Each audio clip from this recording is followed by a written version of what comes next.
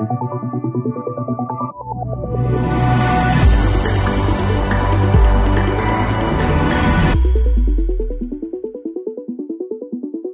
glad to welcome you for this new edition of App Innovation. Thank you for joining us for this roundtable. During 30 minutes, OwnBackUp and its customer, Essilor, we speak about a topic that you know really well, the data security. And to speak about that, today we have three persons. Franck Dupuis, Salesforce architect for Essilor. Franck, nice to see you. Hello. Dimitrius Marlborough, technical evangelist at OwnBackUp. Thanks for being here. And Leo Minervini, global CIO at OwnBackUp. Thank you, really thank you for being there today. And I give the mic to Dimitrius. Dimitrius, please go ahead. Absolutely. Thank you so much for having us today. And let's jump right into the questions here. So we had some Forrester research survey with over 1,350 users of SaaS CRM solutions. And those results said that data loss and corruption happened in the following three ways. Number one was cyber attacks. Number two was human error. Number three were rogue add-on applications. The question is, why do you think the results of all three of these point to solutions? And also, do you have any recommendations or suggestions on how to protect CRM data from cyber attacks, human error, and rogue add-on applications? And Leo, if you don't mind, let's start with you. Sure. Thank you, Demetrius, for that question. I would say, those three characteristics are not surprising. There's nothing surprising about that. Businesses are moving extremely fast. Majority of businesses face external threats from cybersecurity and such. Human error, right? Things happen occasionally from an administration perspective, as well as integrations. I can speak to an incident we had here at OwnBackUp, right? In an integration that was built that rewrote about 60,000 records, right? These are things that actually happen in day-to-day business. Luckily, we know a really good OwnBackUp solution, and we were able to go back to a backup in a point in time and recover that data. So the reality is that look at what your environment looks like, assess where the potential risks lie, and build a plan to mitigate as much of those risks as possible. Okay, thank you so much for that, Leo. And Frank, also, would you like to chime in on that? The top three were cyber attacks, human error, and rogue add-on applications. Do you have anything in addition to add to that, Frank? I think for years, we are used to secure our infrastructure, systems, and so on. And there are always some cyber attacks and problems that we have to fight against. What is new with our new solutions, with SaaS, with people working at home, is that we must secure also the people, and to help and to train the people to use our system, their system, taking care of security, passwords, and so on. It's a job of everybody, ITs, but also the users. Okay, thank you for that, Frank. Let's also take a quick shift into what the pandemic caused and the shift to remote working. And so most organizations were prompted to take a closer look at security practices. Now, do you think that this is a result of the pandemic? And also, if so, what's your perspective on that? Leo, let's start with you. Yeah, great question, Demetrius. I would say it's not a result of the pandemic. Pre-pandemic, there have been naturally threats in and around the digital world.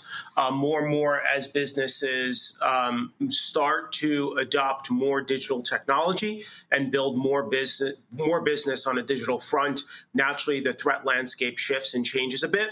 I think there's something very interesting that is coming out of the pandemic, and that is, businesses that at one point were not necessarily all in on digital have been forced to reconsider and go all in on digital.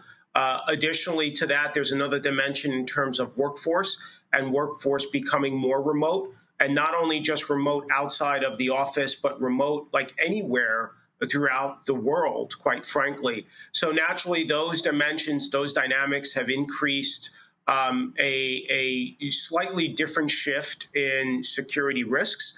For instance, we have remote workers operating globally, right? And now we are extremely doubling down and focusing on how do we protect those remote workers, regardless of where they're sitting in the world, so that they have a reliable and, more importantly, a secure connection to business applications such that they can conduct business accordingly. Additionally, it's, ensuring that from a help desk point of view, we're able to support those users that may have been locked out of SSO and MFA, or may have challenges, connecting to business applications because of the security parameters.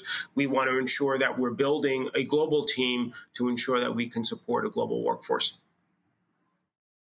Okay. Thank you so much for that. And I want to shift gears a little bit as well to Frank. I would like to ask you this specific question. I know that you are a Salesforce architect, and from your perspective, what are some of the criteria or best practices that you would consider when it comes to data protection, specifically around the Salesforce ecosystem? As an architect, you must know how and where are really stored your data, because if you, I'm not talking about backups especially. It's really about the data that are used by your business on a daily basis. If you don't know how they are stored, if you know how they are stored, you may have a chance to be able to restore it. If it's not the case, you can forget. And if I talk about IDs, foreign key, relationship and dependencies, every people that already manipulate data will understand how deep can be complex to restore properly the data. So know your data, know where, know how. It's very, very, very important. Second important consideration about the SaaS solution we are using, every of us and every day, is the network factor. It's really different backupping or restoring gigs or tera of data over the internet than if you are on your own premises. So it's not only plugging an hard drive or loading a tape. It's using the network and be sure that you will restore and backup all your data in a short time. Okay. I appreciate that. Great advice, Frank. Thank you. Leo, back over to you. And you sit as the CIO of OwnBackUp. Do you also see other top-level executives in the C-suite fully understanding the shared responsibility model that CRM platforms like Salesforce and also Microsoft Dynamics have in place? And if so, why do you think they still assume their organization's CRM data is protected, Leo? Yeah, I think I speak to often speak to a majority of C-suite peers and senior leaders in businesses. And, the notion of set it and forget it, we're using this SaaS application, we're conducting business. And you know what? If we lose that file or we lose that data, we'll go back to the SaaS provider and ask that SaaS provider to restore the data. The likeliness of that happening in a realistic time frame seldom happens, okay? The reality is that it comes down to education, right? More and more as businesses are adopting SaaS technology, SaaS applications to run their business or support their business, it's important to first and foremost categorize the data. What is the mission critical, business critical data, right? And educate yourself on. I like to say, challenge your teams, both the business stakeholders and the technology leaders, on the what if scenarios, right? What if this application goes down, right? Is this data extremely important to our business? Can we continue conducting business if we don't have access to the data over a couple of days or over a couple of weeks, right? And if the question is no, this is mission critical data and we need it, well, you need to start building a backup and recovery solution around it. Now, look, the reality is that back to Frank's point, you can back up data, right? I mean, if you can get to the data, you can back up the data. Where the rubber really meets the road is on the recovery aspect. How quickly can you identify that mission critical data that was lost or was overwritten by an integration of some sort, be able to go back in a time frame and then restore that data successfully, right? I mean, that's really where it comes down to. And the reality is that comes back down to education, right? Education. Ask the what if questions. Often we find customers asking those questions a bit late in the cycle, right? When they've experienced that catastrophic moment. And now they're trying to kind of, almost rewind and figure out how it happened and how they can prevent it in the future. I challenge those executive and business leaders and technology leaders to start asking those what if scenario questions early on in the process, early on of developing a solution before it's being deployed to the organization, to understand how important is that data and how can we reduce as much of risk around that data to ensure that if we lose it, if that data is overwritten, we're able to get to that data and restore that data in a reasonable amount of time. Thank you, Leo. And I really like that scenario around, asking the what if questions. And let's go ahead and ask a what if question right now. So what if, let's say, Salesforce or, Microsoft Dynamics was to go down, right? Or your data was inaccessible, for some reason. What would you do? So let me pose that question to both you, Leo and Frank. What would you recommend, that what if scenario, if something happened where you were unable to get access to your Salesforce data or metadata, what if, what would you do? What would you recommend there? Yeah, so I'll take a first stab at it. I mean, first and foremost, from a technology point of view, I try to assess the risk, right? Try to understand, how long is that outage or that downtime? Then try to back into, okay, what is the mission critical data that we don't have access to or that's missing, right? And try to determine, okay, what is our plan B for operating and conducting business around that loss of data. The reality is that data is sitting in an environment that we don't have access to, right?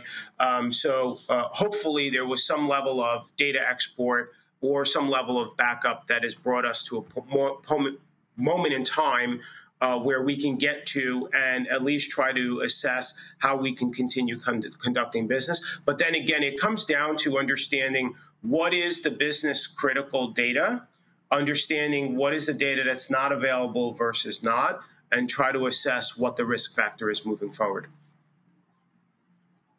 Okay, so also, I guess, specifically for you, Frank, what would you recommend CRM architects, whether it's Salesforce or Dynamics, to do to minimize their risks of not being able to recover their CRM data or metadata? There is only one thing to do, is to test.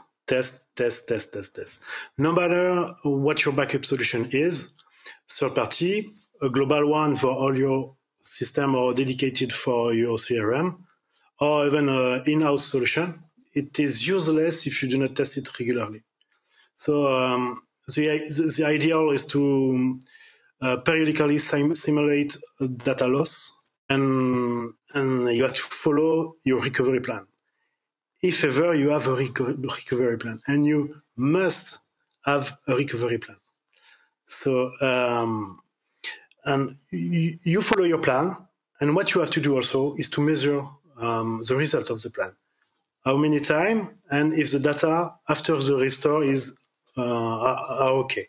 So we will talk about recovery point objective and recovery time objective. So you have to define with your business how long you can live without the system, without the data, and also for the recovery point, how many data you can lose if you are on your daily, or weekly or monthly. Maybe you can't live without more than 1 hour of data. So you should test that, you should improve that, and you should retest that, and you should re-improve that.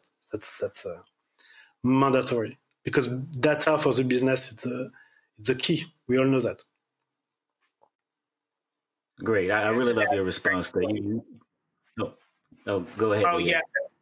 I was just going to add, I think the adding to Frank's comment, it's not a matter of if, it's a matter of when, right? These interruptions in service occur across multiple vendors, multiple providers.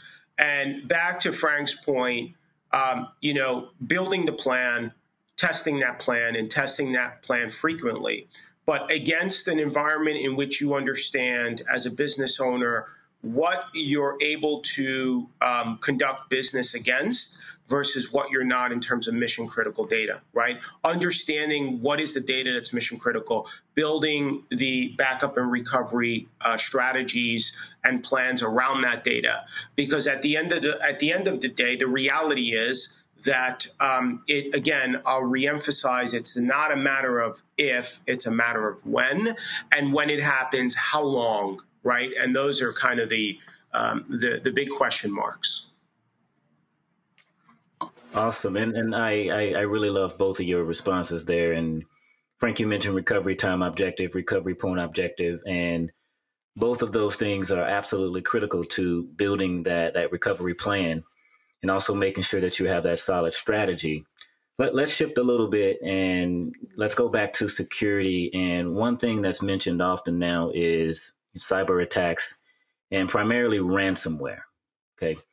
Now let's see if we could do a toss-up question around ransomware. And just hypothetically speaking, let's say, do you think that, SaaS CRM applications are vulnerable to such attacks? And if so, why? And also, what would be your solution or your recommendation around maybe minimizing that and being able to recover quickly?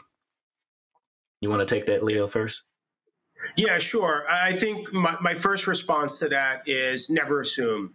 Naturally, SaaS providers, are building and have built security models around protecting the data, protecting the environment. The reality is that more and more these cybersecurity attacks are getting more sophisticated, right? I would never want to be in a position where I'm assuming that my data is protected. I think the smart approach is to assume that it's not and build in a layer of protection that protects you in the business, right? Reduces the risk. In the event that a cyber attack should occur, you have a plan that you can invoke that essentially gets to your data when you need it, how you need it. And the reality is that you need tools that are introduced into these SaaS environments to be able to do that. And the reality is that at the end of the day, I would categorize those cyber attacks as, again, not if, but when, and try to protect yourself as much as possible from a risk mitigation point of view. Okay, great. Frank, would you like to add on anything to that? I think Leo said a lot of interesting thing about that, and maybe mitigation is the key. And we have two ways of mitigation: one to prevent, and the human factor is the key in prevention. So human factor for the users. So we should set up multiple factor authentication and so on, and train the user to be careful with our system. Also, on an administrator point of view, now I'm talking to CRM administrators, you should take care of the user you have in your database, the right you give to your users, and be careful to keep an eye on what is done on the system. And if you have only users that should have access to the system, it's very important. You can also restrict the network access. Even if it's SaaS, you can restrict access to your SaaS system. And the second point of mitigation is to prevent, in case of, if something happens, and it can occur, how you restore your data, how you give back the system to your user, and we must have backup solution for that. So key, you prevent data and cyber attacks. Okay, awesome. And also just moving back over to our Forrester research. And with that survey, there are only a few organizations that fully salvage their CRM data after a data loss or corruption event. And during the survey, we revealed that 90% did not fully recover lost data. And to me, that's a very, very shocking statistic. What are your thoughts around this statistic, and how eye-opening is that for you, Leo, to know that 90% did not fully recover if they didn't have that third-party backup and recovery solution? Yeah, so I would say that again, it's not a surprise. 90%, quite frankly, seems a tad bit high. But if you look at just application architecture and the SaaS solutions on the market, backup and recovery is not at the forefront of what they do, right? These are very pointed solutions that are purpose-built for the masses across all industries. The reality is that every organization has a categorically, what data means to that organization, what is important, what is not, what's mission critical, what is not. And the reality is that the more and more usage and business process that's built in and around these applications, the more it gets a bit difficult to recover the data across an entire organization, small, medium, and large enterprise. So from that point of view, again, I challenge decision makers and technology buyers to ask those what if scenarios, and in the event that there is a catastrophe, whatever it may be, data loss, data corruption, cyber attack, what have you, how can we get to our data in a most meaningful, close to real time way? Okay, awesome. Frank, would you like to add anything to that? Yeah, the key point is the restore. And if you ask, do you back up your data? Maybe it will be a bigger figures, but are you able to restore your data? It's another question. And maybe some are exporting data in a database or data lake, I don't know, or raw data. But whenever you want to reload it, to restore it, it's another game. So that's the result of the survey. I think it's because of that. The restore is so tricky against the backup. Okay, thank you, gentlemen. And let's close out with one final question. And we didn't talk a lot about some of the actual common data loss scenarios. Leo, you mentioned there it's not a matter of when, it's a matter of actually what if and when that's going to happen, because it's bound to happen. Can you maybe give me a few data loss scenarios of different ways or different things that can actually happen to users that may not be able to access their Salesforce orgs or their accounts or their records? Yeah, I think, a few top of mind. I referenced a real life event that occurred here at OwnBackUp, right? We're all humans. We move at a very rapid pace. We are in an incredible growth trajectory. We had an incident where we had an integration turn on, right? Built-in integration turn on, and naturally about 60,000 records were overwritten. If we didn't have a solution in place to go back in time and restore the data to the original, status, we would have felt significant pain in and around that data. So, that's just one example. Again, we're humans, human error occurs. Another scenario is you have maybe a Salesforce administrator that hits the wrong button, right? Clicks the wrong checkbox. And before you know it, you wiped out 100,000 records or what have you. These things actually happen. This is reality. And the reality is that if you don't have a solution in place to mitigate that, and the assumption is that you can go to the SaaS provider and request that data be restored, the likeliness of that happening is actually very slim. And I think, if we look at the Forrester data set, although it's a subset of research, these facts, these statistics paint a picture. And the picture that they paint for me is don't assume. Ask the questions and build the plans, because ultimately, at the end of the day, you as a technology leader or a business stakeholder understands best how your business operates, understands best categorically what is the mission critical data. Build a plan, test the plan early on in the process. Don't leave it as a afterthought, because it will be too late.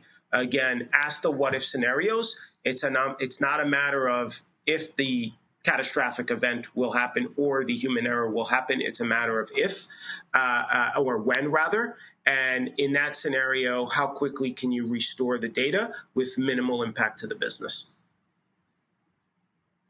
Okay, great. I really love that advice. And Leo, you mentioned, the 60,000 records to 100,000 records. And also, I want to take the opposite of that. What if it was only maybe one object, right, that you're looking for? Can you find that one object very quickly?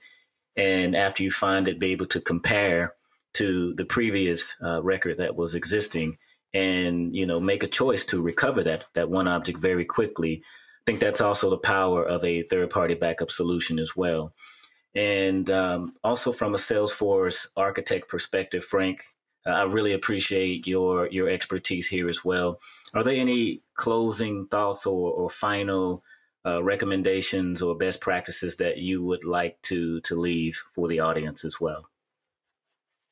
Yes, we talk a lot about data. And as you may know, in Salesforce environments, what you do as a developer or as an administrator are datas. And we're calling that metadata. So when you customize something in Salesforce, it's also data. And if ever after a go live, a rollout, there is an issue, if you don't have a backup, it can be tricky to go back to roll back your solution. If you have a backup solution, you can restore just before your last deployment. It's true for production, even if in production you should be careful. It's also true for sandboxes.